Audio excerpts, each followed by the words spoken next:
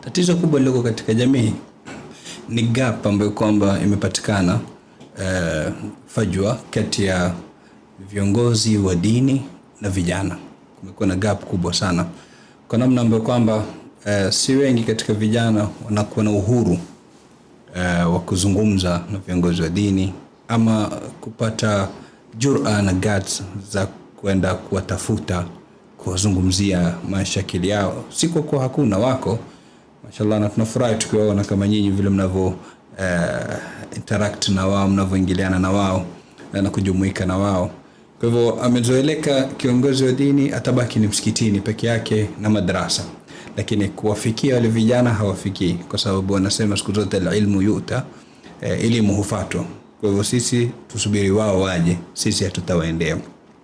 Ama fikra ya kuwa tukienda itatoka picha mbaya, tukaa na watu sampuli gani na nini. Kwa hivyo kumekuwa na fajwa, kumekuwa na gap, kumekuwa na pengo kubwa kati ya viongozi na vijana. Hili pengo lafaa kuondoka, kuwa na ukaribu, ndio wataweza kupata kudwa kama hivi vijana.